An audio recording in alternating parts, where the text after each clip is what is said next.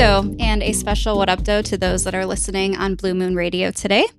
I'm your host, Shay. Welcome to Radicals for Good, a podcast about the quiet revolutions unfolding around us. We're here at Hunt Street Station, sending gratitude to them for letting us use their space today. Radicals for Good is recorded on Wauwiatanan, the lands of the Anishinaabe peoples, whose presence and resistance are felt today, continue today. Detroit liberation is rooted in Black labor, Indigenous survival, and community love and protection.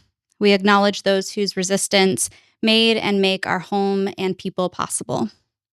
In this episode of Radicals for Good, we're discussing technology in movements and how we can use things like artificial intelligence or AI in our movement spaces. I'm here with Tawana Petty. Hey, Tawana. Tawana, also known by her poetry stage name Honeycomb, is a mother, social justice organizer, poet, author, facilitator, and keynote lecturer. Her work focuses on racial justice, equity, privacy, and consent. She is the founding executive director of Petty Propolis, Inc., an artist incubator which leverages poetry, policy literacy, and advocacy, anti-racism facilitation, political education, and community-centered initiatives in pursuit of data and digital justice, as well as racial and environmental justice.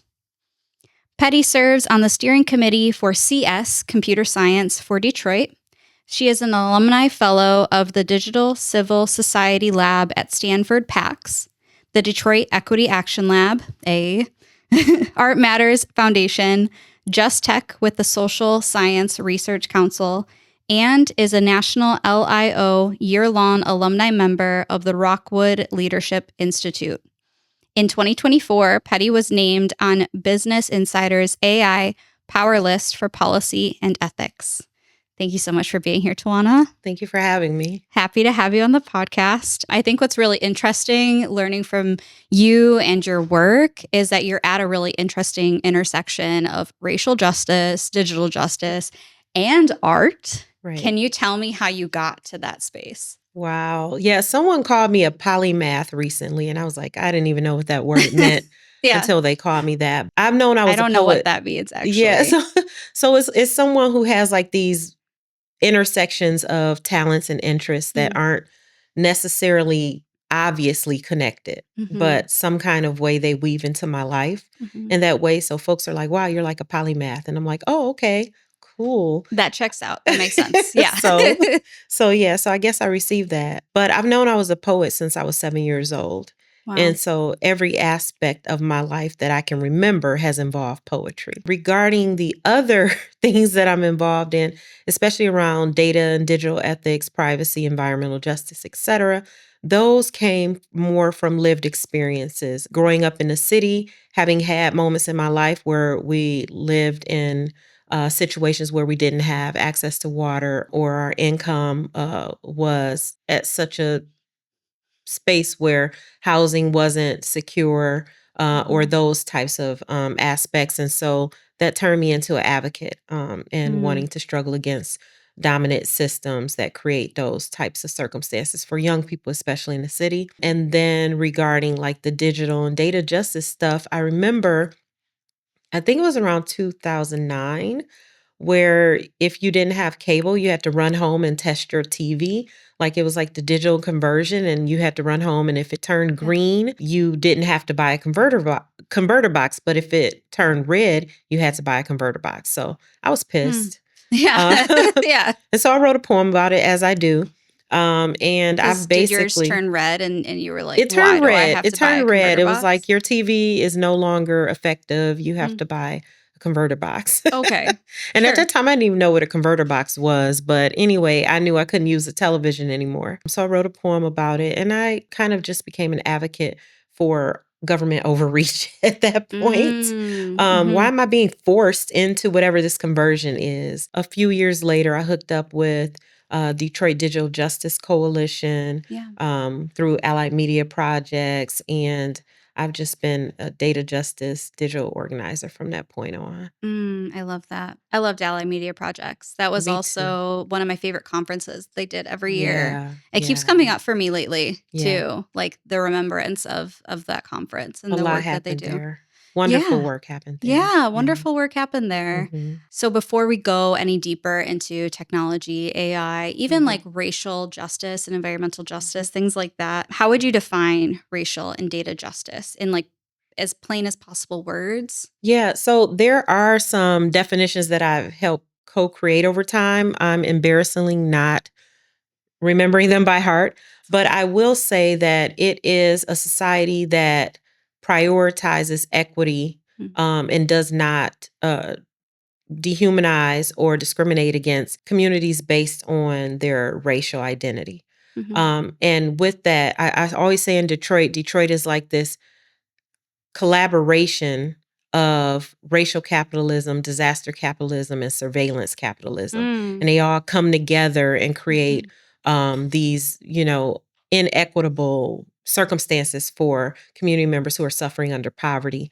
And the city is predominantly Black. And so mm, the way that racial inequity and mhm, digital inequity meet in the city is more than 30% of the residents don't have access to broadband internet. So that means like mm, 51% of our young people are struggling with how to keep up in the school system that's pushing certain mm, types of digital requirements on them. And so mm, I remember there was a circumstance when they sent laptops home with students.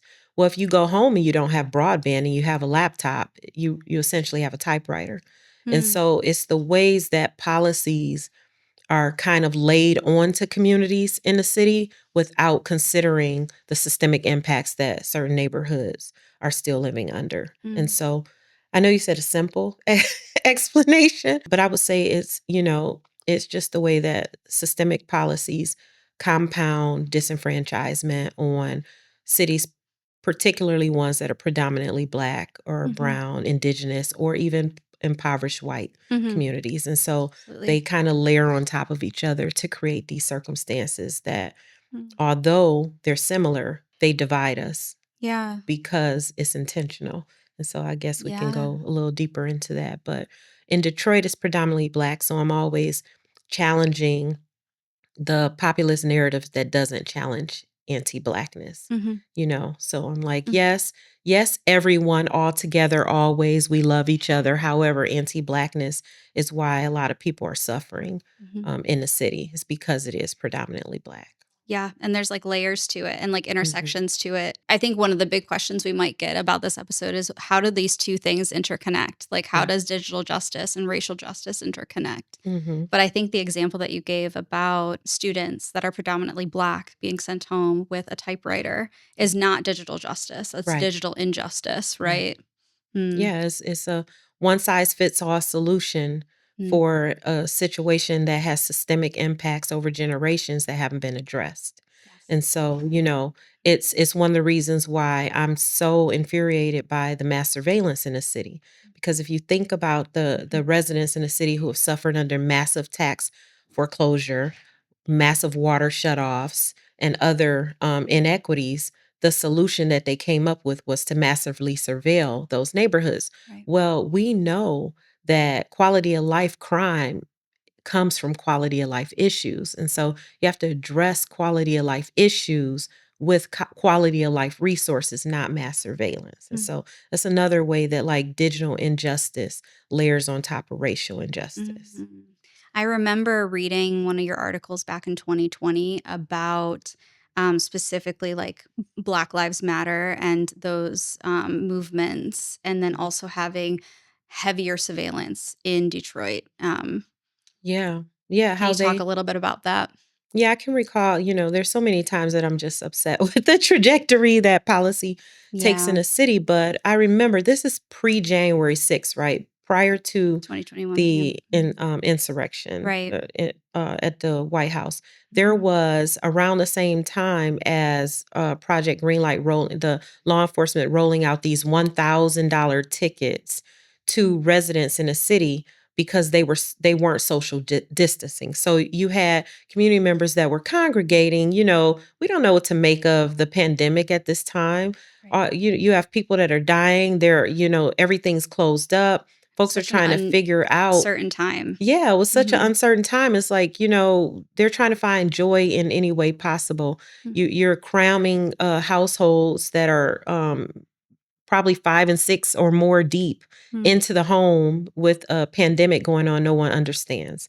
And Mm. so they use Project Greenlight, the mass surveillance program in the city, to target residents, to send them tickets. The median household income in the city is under $40,000 per year. So you send a $1,000 ticket to a household that's making under $40,000 a year, you can set them up for all kinds of circumstances that they can't come from under. And so Mhm. around that same time in Lansing, there were all these it was mainly white protesters Mhm. who were demand pushing back against social distancing policies and the lockdown. And so they stormed the state capitol, and they were all out in the streets, but no one was arrested. They didn't get tickets. Any of that happened. And this is the same time that Detroiters are getting $1,000 tickets for just being outside. Mhm. They're out protesting in droves, which I support. I support um, pushing back and protesting, etc. Mhm. But it was just a very telling response, like how the Mhm. contrast was, where you're getting in trouble for just standing on your corner and you're storming. I don't support storming the Capitol, but Right. you're storming the Capitol and there are no tickets. And the only difference was these folks were Black and these folks were white, Mhm. you know. Absolutely. Same grievances. We want to be outside. We don't want to be locked down. Right. And I think, like, especially now on the clock of the world, there's like a lot of conversation about technological growth. There has been for forever, right? Technological growth is like part of being human, sure. Right. Um, part of capitalism, right? Mhm. But specifically over like the last like 5-10 years. And I'm curious what your thoughts are on where you've seen it serve a movement Mhm. ethically, or where you've seen it not serve a movement and kind of cause harm. Yeah, I mean, the Detroit Digital Justice Coalition Mhm. and what we used to coordinate were data discotheques, Hmm. discotech being short for discovering technology. And so we would have these Mhm. community fairs where we're looking at the ways that tech tools could be utilized in community, anything from air quality to other tools that help communities address their needs on the ground. Hmm. And so, but this wasn't artificial intelligence, right? Which at its very core is artificial intelligence. Like it's in the name. Mhm. And so I'm a firm believer. I'm more of a Luddite than anything. And not the negative connotations that are Mhm. associated with being a Luddite. I'm more of a Mhm.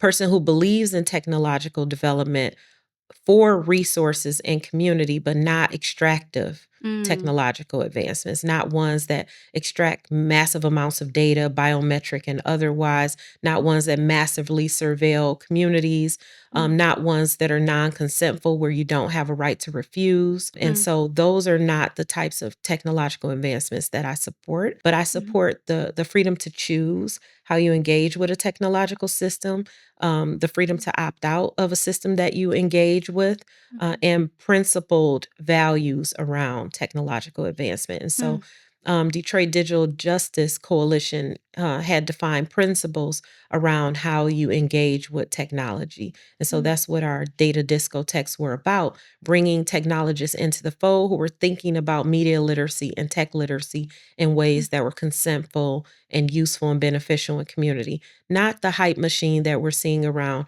artificial intelligence where you cannot opt out of Mm. those systems or you're forced to engage with them or they're replacing jobs or the tech, what I call the tech broligarchy, Mm. the white men at the top of the tech corporations, where they're I like that. basically, trying to convince us that they're sentient, that they're all knowing, all Right. seeing beings that operate without any accountability. And so those aren't the Mm. types of systems that I believe in or engage with. And so I think Mm. any technology that community members are growing from the grassroots, are thinking ethically around, that are consentful and that contribute to the environment are ones worth investment and deeper Mm. experimentation on. Other than that, I'm not really a fan.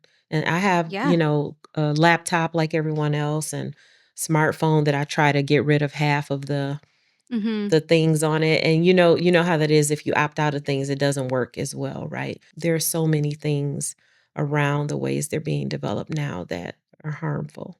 And Yeah. so, And there's like something you said about not being able to opt out of something. yeah, And I feel like lately, whenever I'm on the computer, I'm like, oh, I can't opt out of this. This is right. an automatic AI search bar that I can't change. I Mhm, can't change the setting here. I can't opt out of the AI. mhm. How do you like navigate a world like that? Oh, I'm always writing politicians and showing up at town halls and Yeah. protesting and Yeah. pushing for policy. I served a lot of time trying to push for federal, state, and local policy Mm. around these systems, and I still am. And so, as an example, one of the things that I worked on when I was at the Algorithmic Justice League Hmm. was if you go to the airport and you see the signs that tell you that you can opt out of face recognition or biometric surveillance, that's part of my work. Mm. And Hmm. so I'm not of the mindset that this future that's been designed for us is inevitable. I do believe that we still have a possibility to pull out of some of the things that have been imposed upon us. And so I'm still hopeful. Hmm. As pissed as I am, I'm still hopeful. And so, yeah, I continue to push back on a lot of the development that's inequitable. I love that. I love that. Do you have an example or can you think of one off the top of your head Mm. about a piece of technology that was like owned and developed by community and is used like ethically by community members? Yeah, they're so the thing about technology is it's been so conflated with digital technology now, and like technology Mm-hmm. could be anything from a fork to a spoon. You know what I'm saying? And so there are so many Yeah. thousands, tens of thousands, maybe more forms of technology that are beneficial in community that are used every day and they're not necessarily connected to the internet. And so Hmm. in that regard, plenty. Yeah. Um, the ones that are connected When you to say it like that, I'm like, oh, crosswalks, yeah, right? Like, everything, oh, right, everything, like, yeah. these microphones, right? Yeah. There are wonderful technologies, and so Hmm. even the problem is once they're connected to exterior systems that we don't control, then we Mm. don't control how they're being utilized. I mean, Garrett Morgan created the traffic light, right? Mm. On its face, it's a wonderful invention. Whoa, I don't get ran into, you know, Right. most times when I'm trying to go through the intersection. However, now there are surveillance traffic cameras that are connected to traffic lights. And so that beautiful invention has now been weaponized Hmm. and it's being targeted against us. So there's so many beautiful, wonderful inventions, Hmm. technological inventions that if we don't get control of how they're operated or we Hmm. can't opt out of the types of uses that are being weaponized against us, then even the good ones become bad. Yeah, absolutely. Absolutely. Even the good ones become bad because, or they start bad, or they change ownership and they become bad, Right. things like that, you know? Yeah. Hmm. One thing that we're talking a lot about too and is talked about is AI. AI is Yeah. everywhere. I Yeah. think for me, even it shows up a lot in environmental justice spaces, which is so interesting. Like Yeah. that tension that I feel when someone says, "Oh yeah, I used this. I used AI to write this grant for environmental justice work I'm doing." I'm like, "Oh, okay, Yeah. sure."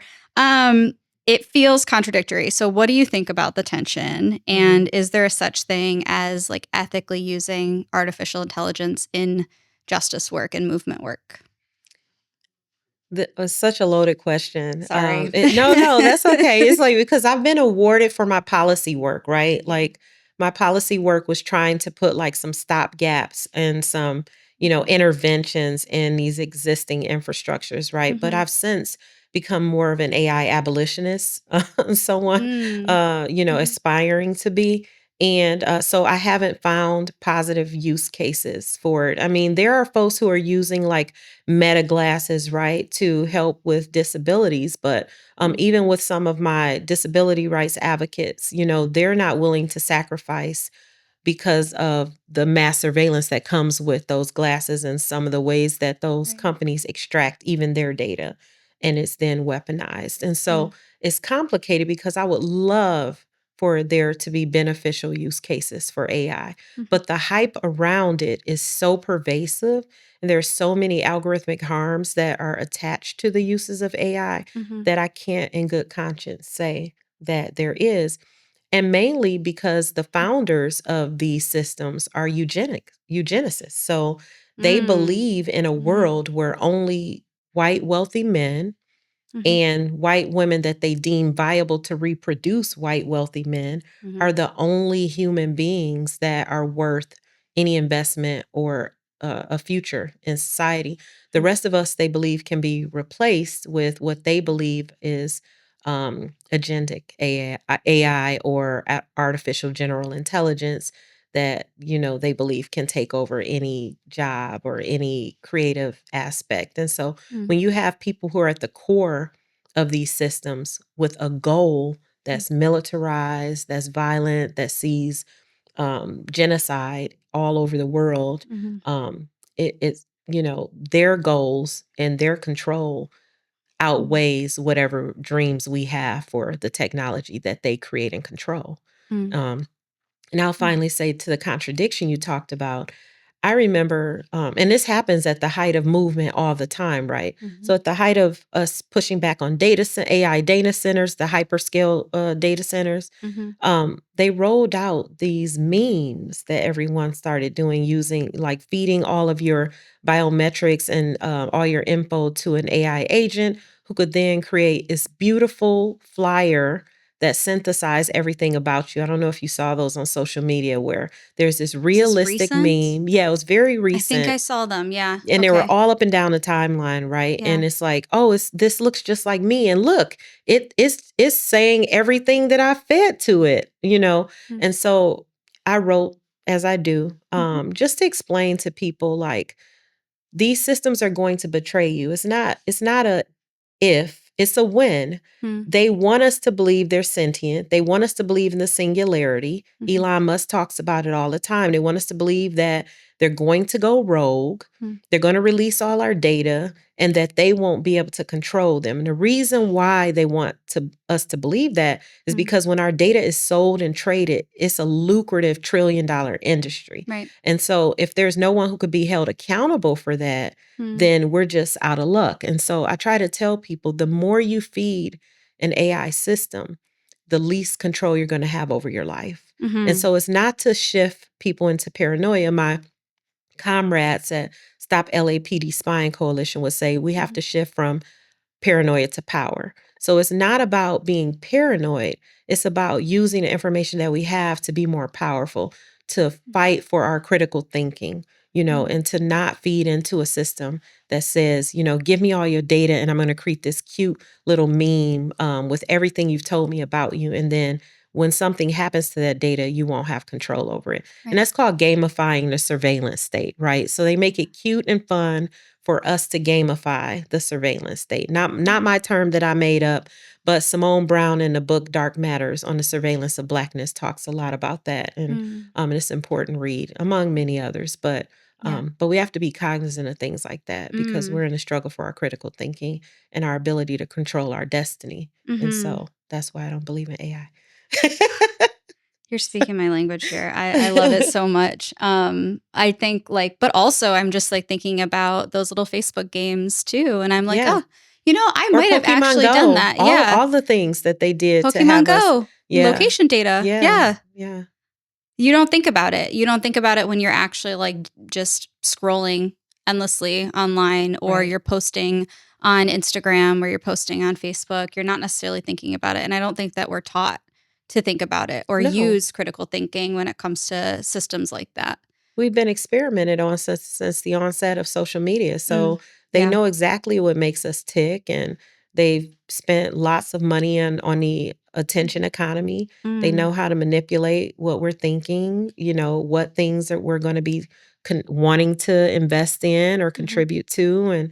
And so it's not our fault. As Monica Lewis Patrick would say, she learned from the late Reverend Dr. Joanne Watson that it's not our fault, but it is our fight. So, it's not our fault that we get manipulated by these systems. But the more we know, the more we have to resist. And so that's where I stand Absolutely. on Yeah. it. Like once we know better, we got to do better. Yeah, Yeah. I absolutely. love that. Yeah. Yeah. Hmm. Like, and I really appreciate what you're saying too, that we have power in this. And I'm wondering like what advice you would give to listeners, I suppose. And we're going to talk about this a little bit later, but Okay.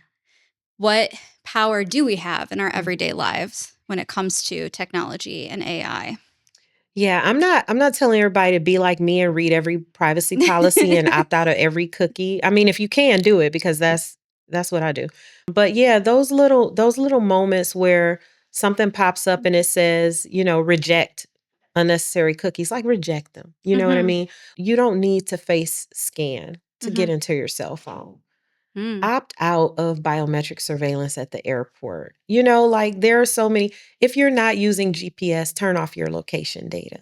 There are so many small ways that we can buck the system that we all have access to. Mm-hmm. And so, it is pervasive. It is all around us. If you're Mm-hmm. doing a Google search, do minus AI. Mm-hmm. You know what I'm saying? Mm-hmm. Like scroll past the AI summary. Or don't even Don't even use look at Google. it. Right, that part, Use a right? different search Right? browser. Yeah. Listen, I've been trying my best to get off of Google. It's so when they become so Mhm. weaved into your life, Mhm. like I use Proton Yes. more nowadays than I have, Mhm. but it's so weaved into my life. It's like even when I want to be off of it, Yeah. someone else is. I Yeah. remember I got off of Facebook a few years ago and I lost track of most of the things that Mhm. folks were doing. Like people passed away. I Mhm. didn't know. They were like, "Oh, we posted it on Facebook," Mm. things like that. So I understand that folks feel compelled to engage with these systems, which is Yes. why my role has been to challenge those tech companies, to challenge those policymakers. And so Mm.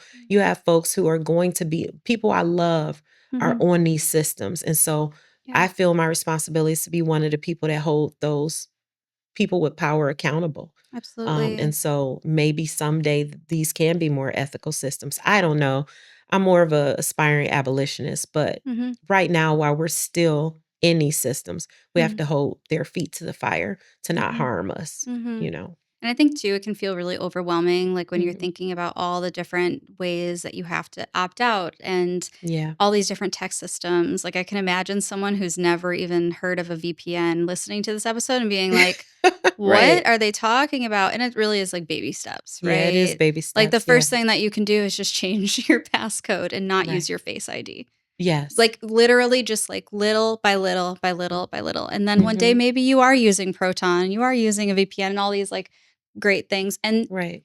even folks that do know about digital justice, Mm. we're still learning things every single day that we have to Yeah. change. Yeah, I've been in this work Hmm. for like 20 years and I still Yeah. every day is something different, Yeah. Some new hype, some new Absolutely. way that they're phrasing things. Mm. Some pervasive system has now learned our language and now named their thing after our language. Mm. I mean, it Hmm. happens all the time. Hmm. Absolutely. Or we have new ownership Yeah. of a system Mhm. that we no longer can use. Right. So I'm curious what policies you're working towards right now Mm. or have worked in the past that you've seen success in, and what does that look like in the policy world? Oh, success. Such a complicated term. I know.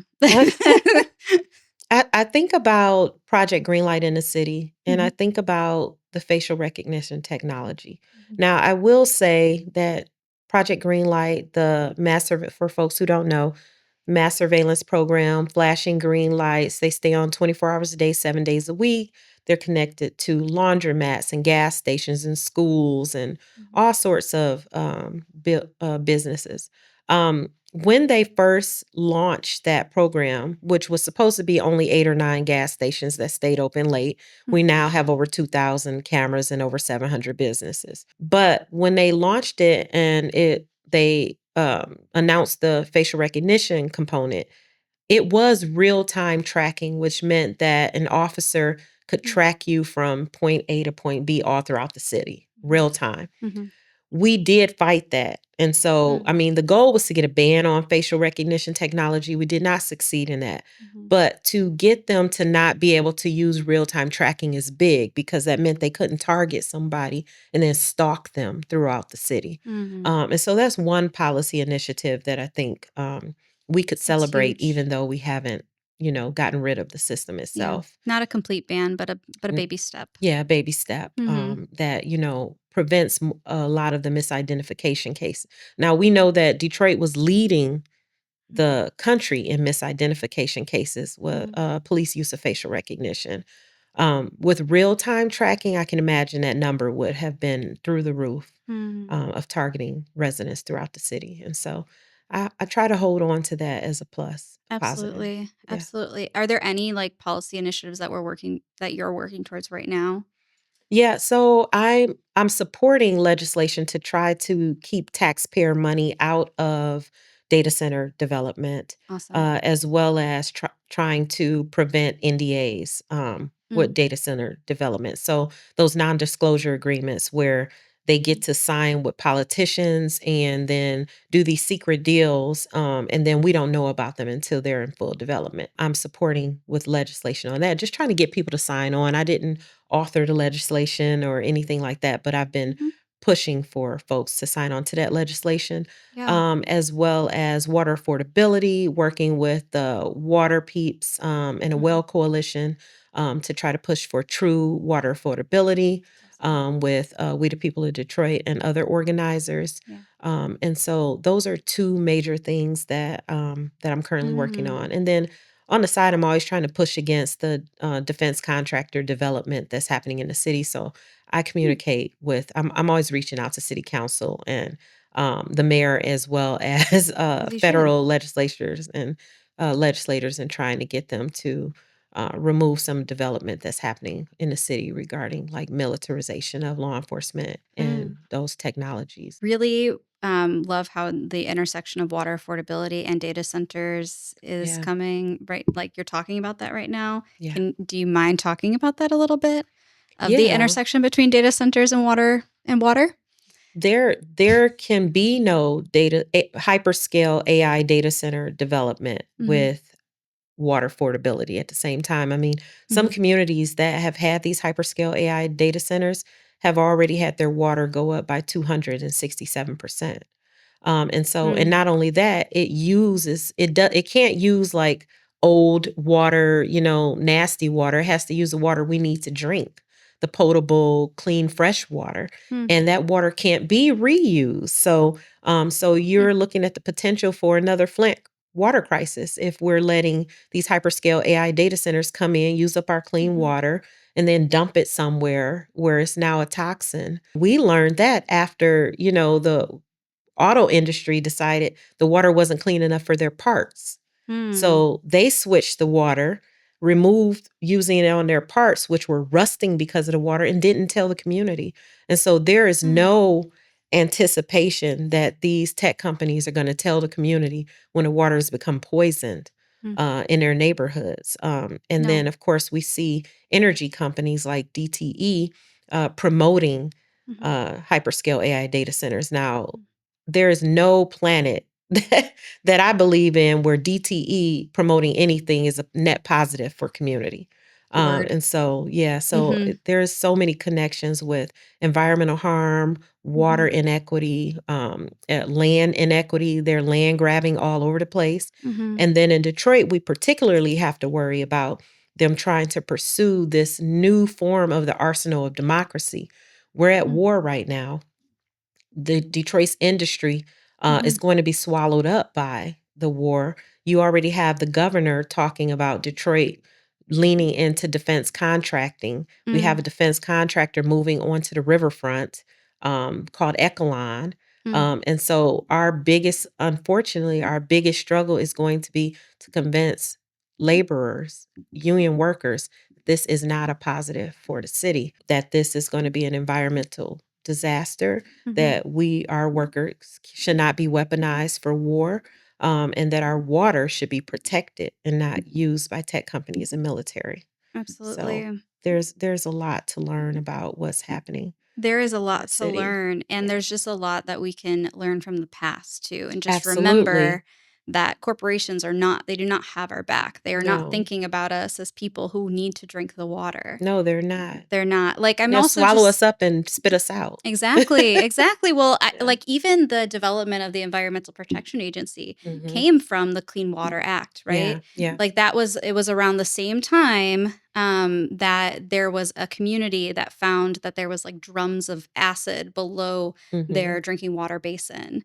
And they were wondering why their teeth were falling out and their hair were falling out. And that's where we got the Clean Water Act, is Right. because people stood up, that town stood up and said, we don't think that you should have poisoned our water and not told us. Right.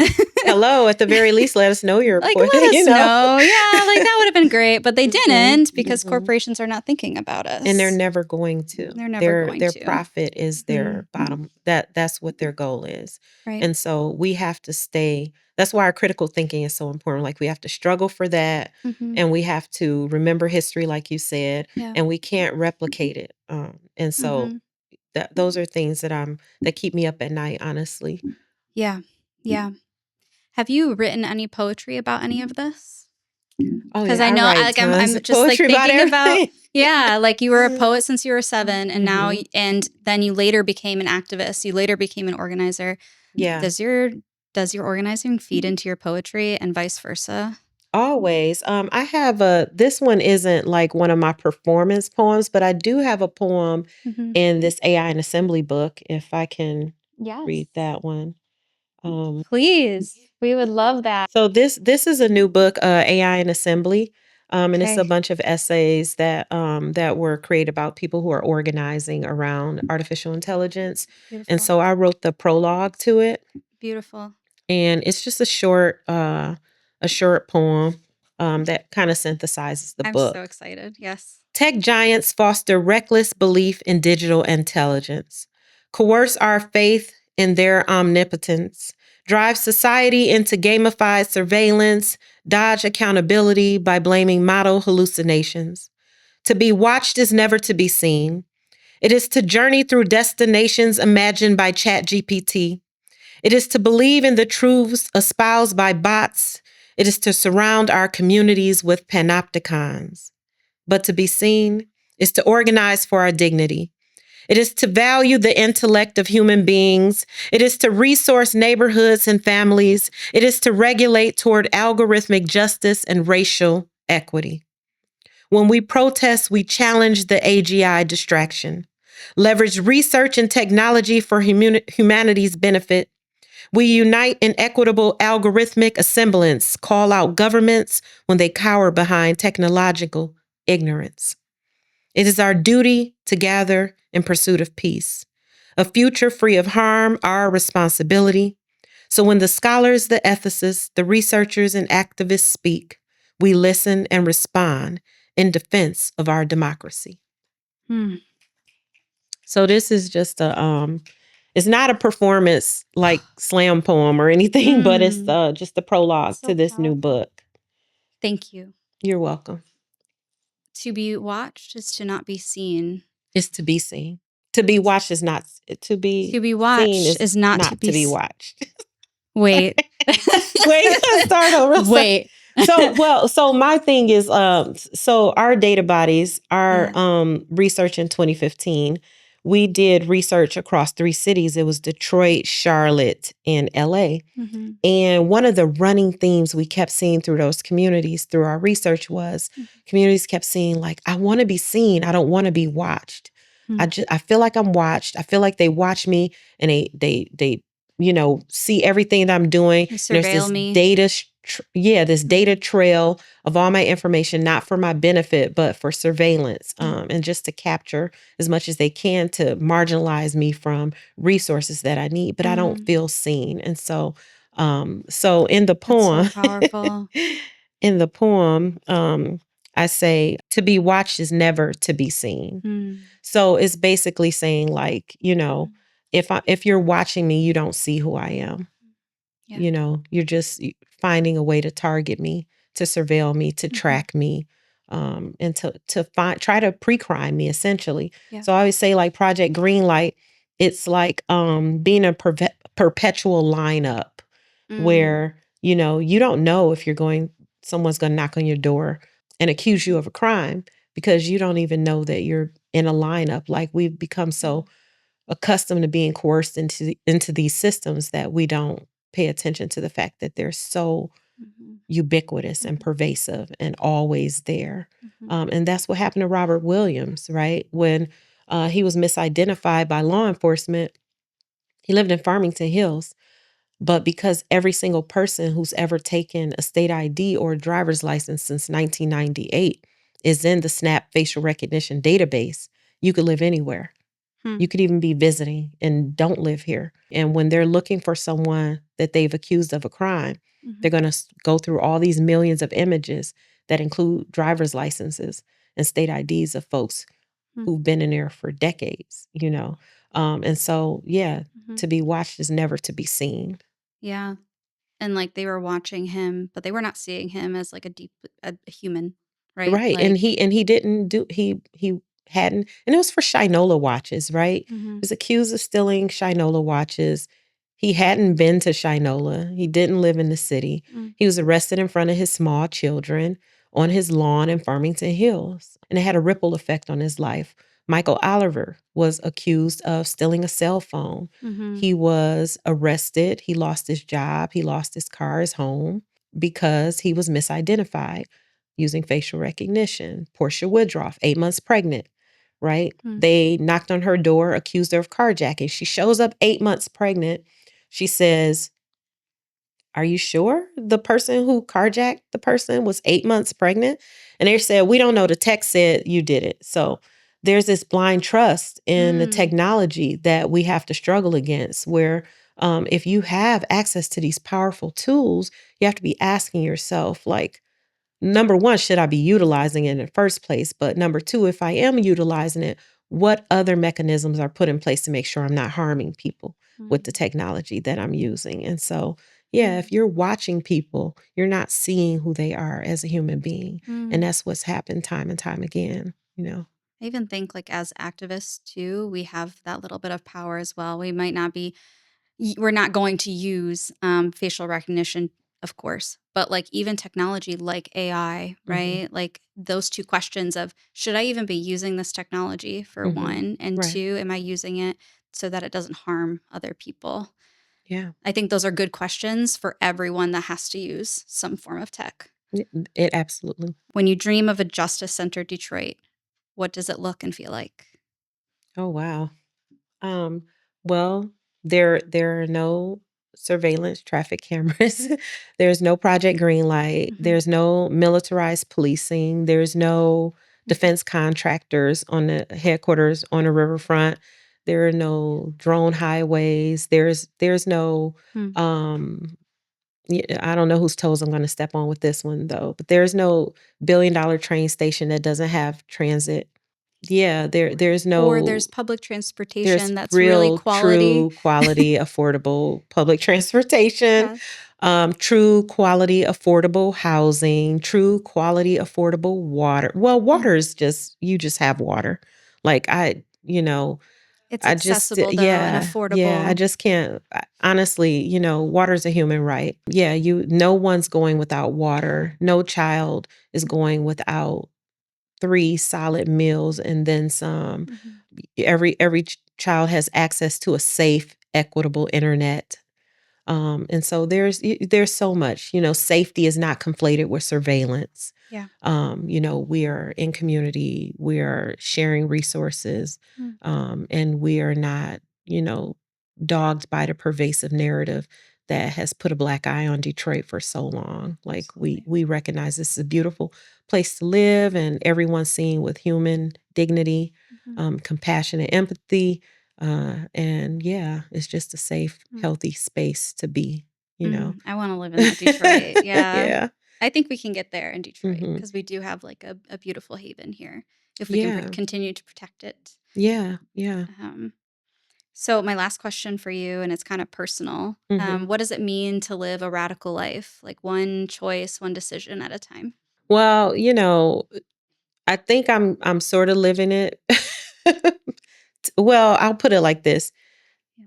It would be my son's 30 years old, right? It would be so easy for me to just pick up and not have a social justice lens and live oblivious to the harms that have happened, go get me a quote unquote great job, and don't look back, right? But to me, to stay and fight for the soul of the city, which is what my organization stands for, like Petty Propolis. Like Petty is my last name. It also means small. And Propolis is the glue that bees create to protect the hive. It also means defense of the city. So to stay here and struggle in defense of the city, health and humanity of all the residents here, to me is radical. That's extremely radical. Yeah. Yeah. Radical and human. Yeah. I love Trying to that. be human, stay human. Yes. Fighting to stay human. So usually we ask our listeners to step out of their comfort zone and take small actions towards collective good. What would you suggest our listeners do or listen to or read after they listen to this episode? Yeah, well, there's no shortage of things that I could recommend to read. Yeah. But I would say that the first thing is to see your neighbors. It's one of those things where, like, we could undo mass surveillance in a city if we just see our neighbors. Like, if there are children walking to school, like, look out your window, step out on your porch. Yeah. If you know your neighbor hasn't, you have someone next door to you and you see like their garbage can hasn't moved in 3-4 days, like maybe knock on the door, see if they're okay. Everything is Learn your neighbors' names. exactly. Learn their names. Exactly. Like things are Meet so them, talk to unaffordable, them. Yeah. right now. Like share resources. If you have it, share it, And yeah, I would just say there's so many small things. Like one of my comrades used to always say, it's better to be an inch wide and a mile deep than a mile wide and an inch deep. Like you don't have to do any major, big, astronomical thing. Like just know who your neighbors are. Make sure that the kids who live on your street or at least next door to you have enough to eat, are getting back and forth safely. Those kind of things. Like you don't have to do any big major thing. Just change the circumstances around you, contribute to that. I love that. Thank you. You're welcome. Thank you, Honeycomb. Thank you. Thank Thanks you for me. this conversation and feeding our souls. And thank you. Thanks for having me. To our listeners, thank you for making space with us today. And a special thank you if you are listening on Blue Moon Radio. Share this episode with someone and talk about it. Because, like you just said, content is only useful if we're using it to build community together.